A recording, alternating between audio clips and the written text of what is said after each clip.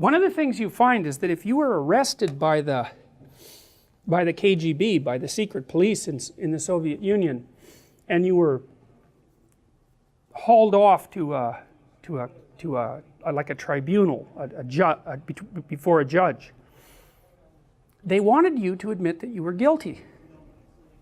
You had to. Like, they torture you until you confessed, or you could just confess. And that, I always found that so mysterious. It's like they kick down your door. They know perfectly well that they haven't got any more on you than they've got on anyone else, and yet you have to go through the damn trial and you have to admit that they're right. It's like, why do they even bother with that? Why don't they just throw your sorry ass into the camp, which is essentially what's going to happen anyways? Why do they need your collaboration? You know, I've never quite figured that out. I think it's partly because they're not willing to let you stand in opposition to the rules, because the mere fact that you'll do that means that you exist as something that is allowed to exist outside the rules, and they're not having any of that. So that's part of it. But there's more to it. There's more to it than that. It's like the drama of collaboration. So one of the things I learned about societies like the Soviet Union, and this is true of all tyrannical societies, is that the idea that that's top down and that people are just following orders, they're good people but they're just following orders, it's like, you can forget about that. That's a stupid theory. When a society becomes tyrannical like that, the tyranny exists at every single level of the society. You tyrannize your own conscience. So let's say you're a true believer. You're a true believer in Marxist utopia, let's say, or National Socialist Third Reich that's going to last 1,000 years and be racially pure. You really believe that. And that's supposed to be a perfect state. And that's already been delivered to you. And so what that means is that insofar as you're a true believer, your own suffering becomes heretical. Because to the degree that you're suffering, you're living proof of the fact that the system is not delivering what it promised to deliver. And so you have to suppress that. You have to become your own tyrant. You can't admit that anything's gone wrong. And of course you can't talk about it to your family, because 1 out of 3 of them are government informers, just like 1 out of 3 of everyone. And you're certainly not going to mention it in the workplace, because unless you're a devout Communist Party member, you're not going anywhere. And if any of your ancestors were like landowners or bourgeoisie, it's like, you're done. You're done. Class guilt, man. You're not going anywhere. And then every single level of the bureaucracy is exactly the same as that, and on the top there's a tyrant. But the tyrant is everywhere. Everywhere, from the peak to the soul. It's all tyranny. And everyone participates in that by lying about everything. And that's why you see what happens next in the movie. So Pinocchio's in jail, and he's there because he was naive and he allowed himself to be enticed, and because he did something that would have run contrary to his conscience. But the movie doesn't put up straw men. You know, the poor damn puppet got tangled into this. His conscience wasn't even around. So you have to have some sympathy for him, but it doesn't matter. It doesn't matter, because he ends up in jail and he can't get out, and the fact that it in some ways wasn't his fault doesn't change the fact that he's in jail and he can't get out. And then I was watching Louis C.K. the other night, and he was talking about children lying.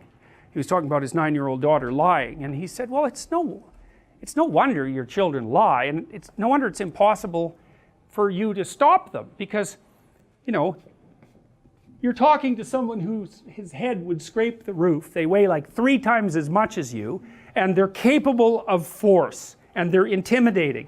And they say to you something like, did you take that last cookie after I told you not to? And you're thinking, oh no, I took the cookie.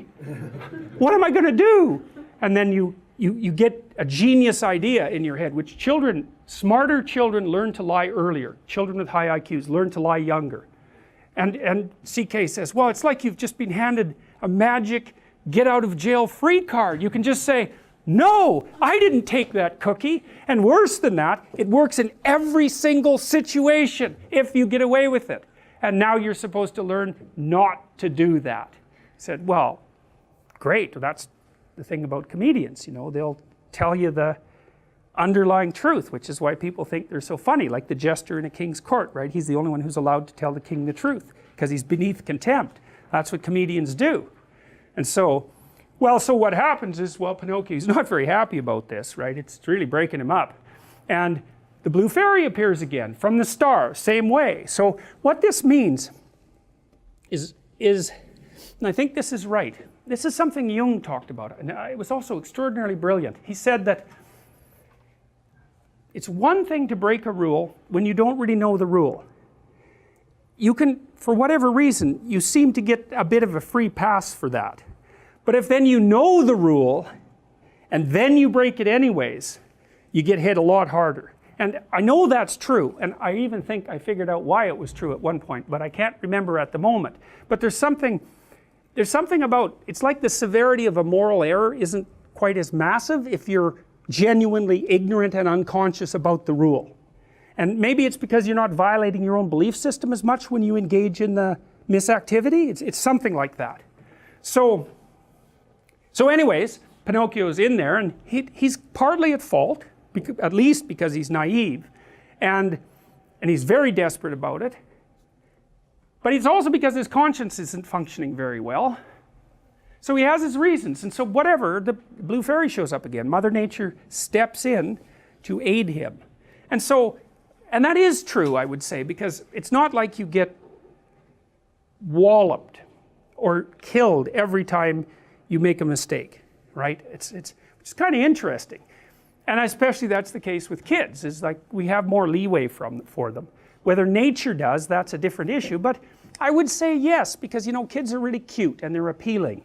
And so, and they're naive, and they're kind of helpless. They have those motions even that indicate helplessness, and that's associated with the natural apprehension of cuteness, right? So cuteness is big eyes, small nose, symmetrical features, baby-like features, helpless movements, that elicits sympathy and compassion, and it does it cross species, and so does the cry. And my roommate when I was in college had a niece who was quite young, about a year and a half old, I think, and we had a cat, wild cat, and it was a really fighty cat, partly because of me, because I would always play with it, and I let it fight with me quite a lot.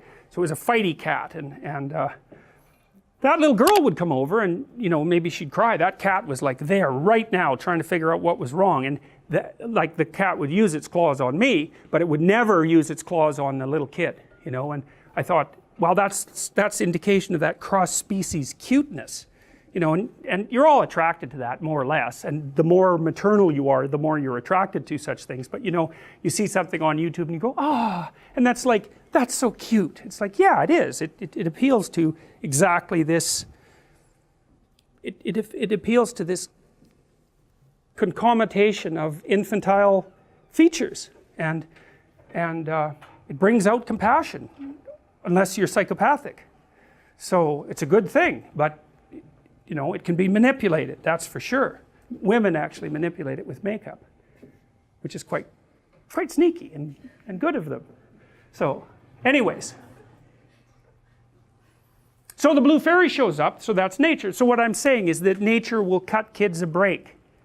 If you think of nature in the guise of, well, their mother, for example, but even the biology of other people, because we're wired to accept behavior from children that we wouldn't accept from other people. So nature will forgive. So she shows up in her heavenly guise and says, what's going on? And Pinocchio, again because he's naive, but also because he's not good. He's not evil either. He's neither, or both. It depends on how you look at it. And he also has no idea how smart he is and how smart he isn't, or how smart the person he's talking to is. And instead of admitting what he's done, he lies about it. And that's interesting, because it does suggest that he understands at some level that he set himself up for this. Because, you know, he could have just told the truth. This horrible fox kidnapped me and sold me to this slaveholder, which is true. It's a lot more true than the story he tells. He tells a story about some monster, you know, a fictional monster. He could have told even 3/4 of the truth and had it work, but he doesn't. He just obscures the story entirely. And this is the part of the movie that people remember.